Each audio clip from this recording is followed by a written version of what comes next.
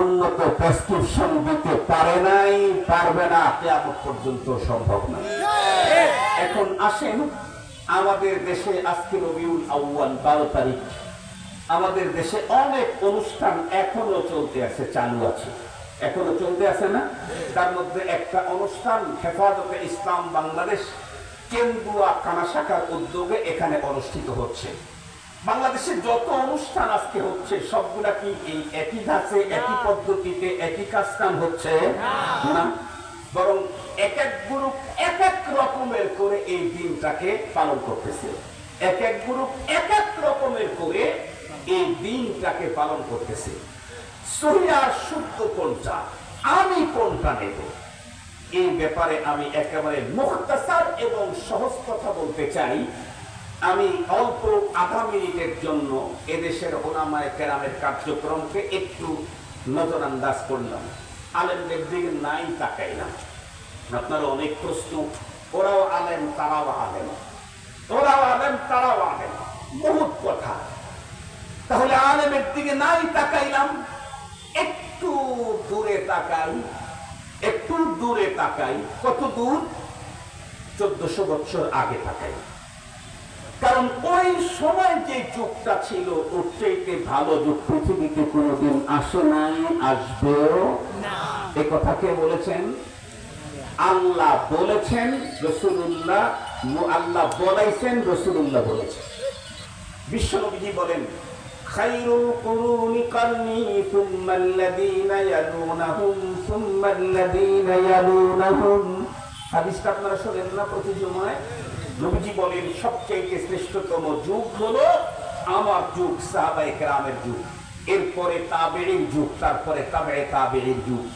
এই তিন যুগ সম্পর্কে মহানবী খায়রিয়াতের ডিক্লারেশন দিয়েছেন।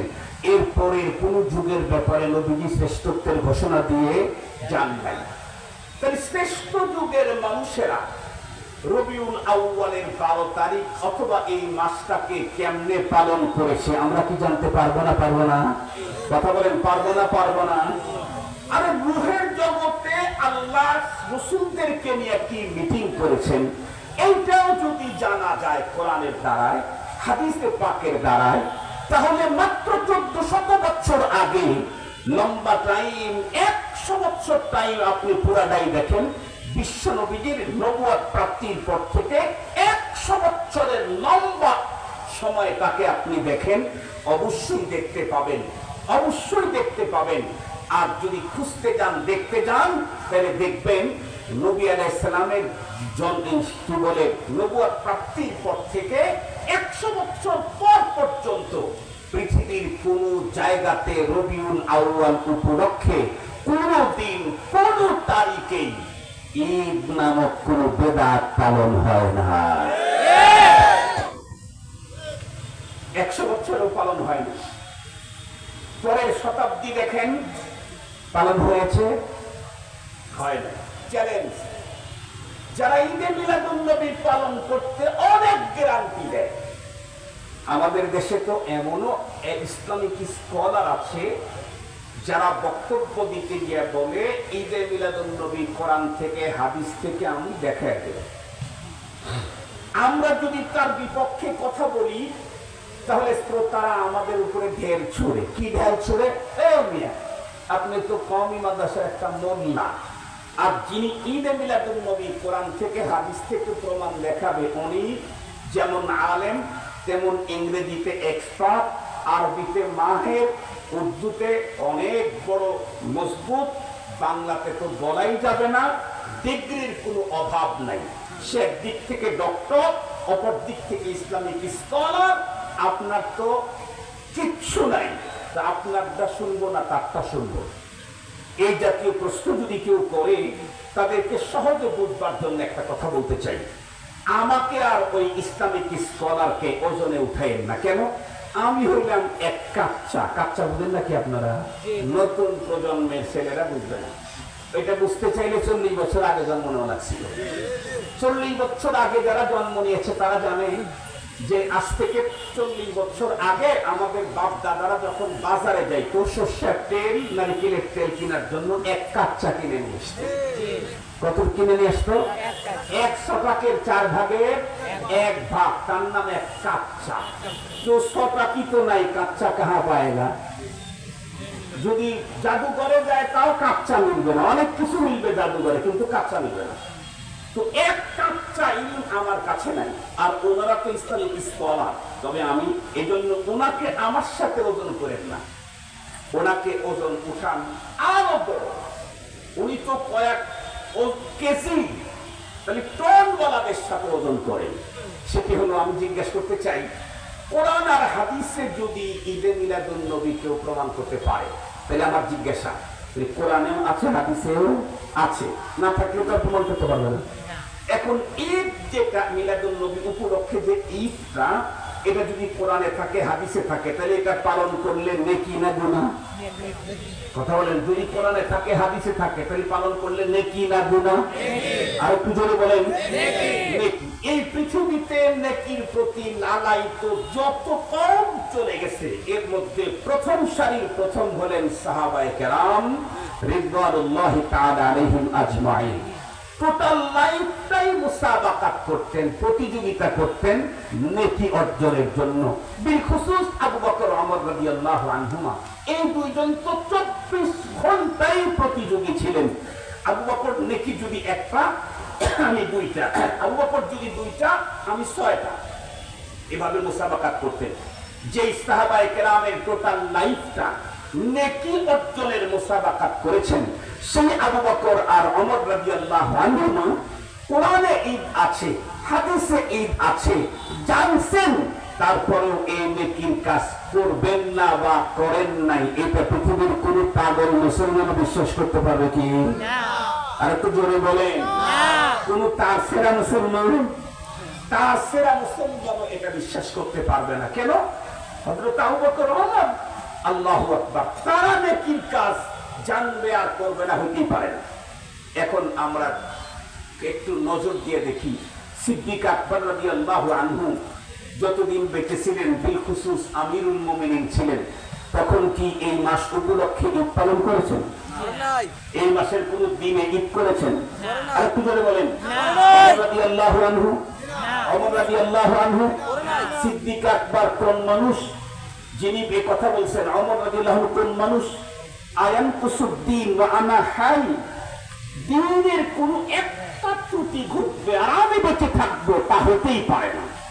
এই ঘোষণা যারা দিয়েছেন, তাদের টোটাল লাইফে এই মাসকে উপলক্ষ করে কোন দিনে নবীজির জন্মকে উপলক্ষ করে কোন ঈদ সিদ্দিক আকবর প্রথম আশারায়ে মুবাশশারা পালন করেন নাই, ফারুক আযম পালন করেন নাই, হযরত ওমর পালন করেন নাই, হযরত উসমান পালন করেন নাই, হযরত আলী পালন করেন নাই, কোন সাহাবী পালন করেন নাই, কোন তাবেঈ পালন করেন নাই, কোন তাবেঈ তাবেঈ পালন করেন নাই, আইম্মায়ে মুজতাহিদিনের কেউ পালন করেন নাই। তার মানে কোরআনে নাই, তাই পালন করেন নাই।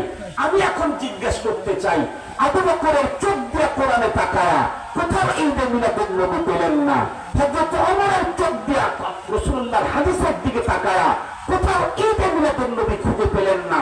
আমি যদি 1400 বছর পরে এসে কোরআনের ভিতরে ঈদ দেখতে পাই, তাহলে কোরআন হাদিসের সমস্যা না আমার চোখের সমস্যা? আরেকটু জোরে বলেন, আরেকটু জোরে বলেন। আপনাদেরকে একটা গল্প শোনাই ছোটবেলা, আমরা ওস্তাদদের কাছ থেকে শুনছি। এক ওস্তাদ, এখন তো হুজুরদের অনেক রোগ শোক আছে না, এক হুজুরের সমস্যা, হুজুর মাত্র মেডিসিনের এই পাতাটা হাতে নিয়েছে, ছিলবে, এমন সময় একজন এসে বলল, হুজুর মুরব্বী বাইরে আসছে, আপনাকে ডাকতেছে। হুজুর মেডিসিনের পাতাটা হাতে নিয়ে বাইরে চলে গেলেন। মুরব্বীর সাথে কথা বলতেছিলেন, উনি কথা বলতে বলতে কখন খুলে ফেলছেন। ক্যাপসুল বেশিক্ষণ খোলা থাকলে বাতাস লেগে কি হয়ে যায়, ড্যাম হয়ে যায়। তো পরে হুজুর দেখতেছেন মুরব্বীর সাথে কথা বলতে সময় লেগে যাবে, এক ছাত্রকে লেগে বলছে, বেটা আমার রুমে এই টেবিলের উপরে দেখো একটা গ্লাস রাখা আছে পানি ভর্তি, ওই ওষুধ খাওয়ার জন্য নিয়ে আসছিলাম, ওই গ্লাসটা নিয়ে আসো। ছেলেটা হলো টেরা। ছেলেটা কি? টেরা কারে বলে? একেরা দো বিনাত। একেরা, কথা বলেন না কেন? একেরা দো বিনাত, একটারে যে দুইটা দেখে তারে টেরা বলে। ওই ছেলেটা হলো টেরা। ও গিয়া টিবলের টেবিলের দিকে তাকায় দেখে গ্লাস দুইটা। এখন চিন্তা করছে যে কোন গ্লাসের পানি যে নিয়ে যাবো, আবার কোনটা ব্যবহার করা যাবে না। এই জন্য সে হুজুরকে বলছে, হুজুর গ্লাস তো দুইটা আছে, তো আমি কোনটা আনবো, ডাইনের দানা বামেরটা? হুজুর চিন্তা করলেন, কি রে, আমি রাখলাম একটা, গ্লাসও কিনছিও একটা, রুমের ভিতরে থাকেও একটা, বসিও একটা, রেখেও দিছি একটা। ও বলে দুইটা, আচ্ছা একটাই আছে, যা। ঘুরে এসে বলে, না হুজুর গ্লাস আসলে দুইটা। হুজুর আবার ধুবক বলছেন, যা বেটা, গ্লাস একটা রাখছি, দুইটাকে একটা জিন দেখে গেছে, কেন হুজুর আসলে দুইটা। হুজুর তখন রাগের চোটে বলছে, তাহলে এক কাজ কর, তোর হাতে কি? হুজুর এটা আমার হাতে যে যেটা কি বলে লম্বা রেখাটা নয় না, স্কেল, স্কেলের স্কেল। তো এক কাজ কর, তুই যায় আগে একটা ভাঙবি, আর একটা নিয়ে আসবি। আগে একটা ভাঙবি, তারপরে আর একটা নিয়ে আসবি। ও যায় একেবারে জোরে যেই বাড়ি দিছে, একটাই ভেঙে গেছে। কয়টা? কথা বলেন না কেন? বাড়ি দিছে কয়টা? ভাঙছে কয়টা? আসলে ছিল কয়টা? কিন্তু দুইটা দেখছে, ওটা চোখের সমস্যার কারণে কিনা? কথা বলেন না কেন? আবু বকর সিদ্দিক কোরআনের কোথাও ঈদে মিলাদুন নবী পান নাই, ওমর রাদিয়াল্লাহু আনহু পান নাই, ওসমান পান নাই, আলী পান নাই, আবু হুরায়রা পান নাই, সালমান ফারসি পান নাই, সাহাবী পান নাই, তাবেঈ পান নাই, তাবেঈ পান নাই, আইম্মায়ে মুজতাহিদিন পান নাই, উলামায়ে কেরাম পান নাই। এরপরেও যারা কোরআনে তাকায় ঈদে মিলাদুন নবী দেখে, তারা হলো চোখের সমস্যা। সমস্যা কোথায়? কথা বলেন না কেন? আর একটু জোরে বলেন। চোখের চিকিৎসা করলেই চোখটা যখন সুস্থ হবে সিদ্দিক আকবরের মতো, তখন আর 30 পারা কোরআনে ঈদে মিলাদুন নবী দেখবে না। চোখের যখন চিকিৎসা করবে হযরত ফারুক আযমের মতো, তখন হাদিস জগতের মধ্যে আর ঈদে মিলাদুন নবী, নবীজির জন্ম উপলক্ষে ঈদ পাবেন না, পাবেন না, পাবেন না। এটা স্পষ্ট ভাষায় বলতে চাই, আল্লাহ রাসূল আমাদেরকে ইনফরমেশন করে গেছেন, বলে গেছেন, লা তাত্তাখিযু শাহরান ঈদা, লা তাত্তাখিযু ইয়াওমান ঈদা। কোন মাসকে তোমরা তোমাদের পক্ষ থেকে ঈদ বানায়ো না, কোন দিন তোমরা তোমাদের পক্ষ থেকে ঈদ বানায়ো না। ঈদ এটা বানানো তা চলে না। আল্লাহ রাসূল যেটা দিয়েছেন সেটার উপরে আমাদেরকে চলতে হয়। যদি আমরা বানাইতে যাই, তাহলে আমরা আর ইসলামের এরিয়ায় থাকতে পারবো না। এই জন্য মুহতারাম হাজিরিন, আজকের দিনে বাংলাদেশে যে অনুষ্ঠানগুলি হচ্ছে তার নামেরই ভিন্নতা আছে, কামের তো ভিন্নতা থাকবে, নামেরই কি আছে? কথা বলেন, ভিন্নতা আছে। কেউ প্রোগ্রাম করতেছে মিলাদুন নবী, ঠিক আছে, এরপরে আর একটা লাগায়া ঈদে, কথা বলেন না কেন, ঈদে নবী, ঠিক আছে। আজকের দিনের যত প্রোগ্রাম সবগুলোর ভিতরে নবী আছে, সিরাতুন নবী, মিলাদুন নবী, আর একটা হলো ঈদে মিলাদুন নবী। আমরা সিরাতুন নবীর বিপক্ষে না, সিরাতুন নবীর আলোচনাই করতে আসছি, শুনতে আসছি। মিলাদুন নবীর বিপক্ষে না। সিরাতুন নবীর আলোচনা শুরু করতেই নবীজির জন্মের কথাটা দিয়েই শুরু করছি। নবীজির জন্ম, মিলাদুন নবী। এরপরে এখন নবীজির সিরাতের কথা আলোচনা করতেছি। এটা হলো নবীজির সিরাত। আমরা মিলাদুন নবীর কথা বলেছি, সিরাতুন নবীর কথা আলোচনা করতেছি। সিরাতুন নবীকে আমাদের জীবনের 24 ঘন্টা বডিতে, চোখে, নাকে, মুখে সেটিং দেওয়ার জন্য পাগল হয়ে আছি। তবে নবীজির জন্ম উপলক্ষে কোন ঈদ মানি না, মানতে পারি না, কারণ আবু বকর মানেন না। এখন আমি আপনাদেরকে সহজ একটা কথা বলি, আপনি পরপারে কি এই ইসলামিক স্কলারদের কাতারে দাঁড় হতে চান, না সিদ্দিক আকবরের কাতারে দাঁড় হতে চান? কথা বলেন, একেবারে সহজ সরল কথা।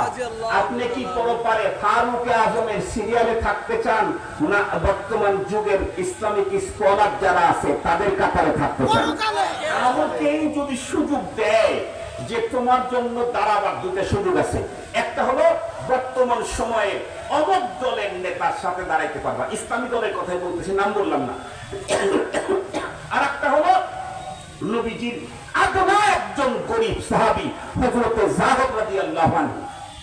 আল্লাহ যদি আমাকে বলেন যাহিরের কাতারে তুমি দাঁড়াইতে পারবা, তোমার লাকাল খিয়া, নবীজির সবচাইতে গরিব সাহাবী, তার কাছে তুমি দাঁড়াইতে পারবা। আর এই পৃথিবীর সবচাইতে বড় আলেম বর্তমানে, তার পাশে দাঁড়াইতে পারবা। আমি তো বর্তমান সময়ের বড় আলেমকে বাদ দিয়া সবচাইতে ছোট সাহাবীর কাতারে দাঁড় হবো। কার কাতারে দাঁড় হবো? যদি সাহাবীর কাতারে দাঁড়াইতে চান তাহলে সমস্ত সাহাবী ঈদ করেছে দুইটা, মিলাদুন নবী নামে কোন ঈদ কোন সাহাবী পালন করে নাই। ওই ঈদ পালন করে কখনো আবু বকর ওমরের কাতারে দাঁড় হওয়ার সুযোগ নাই। মনে থাকবে তো ইনশাআল্লাহ? মনে থাকবে তো ইনশাআল্লাহ? মুহতারাম হাজিরিন, মনে রাখবেন আল্লাহ পাক কোরআনে হাকিমে বলেছেন দুইটা পুঁজি লাগবে তোমার পরে পরে জান্নাতে যেতে। কয়টা পুঁজি? আল্লাহ বলেন ইন্নাল্লাযী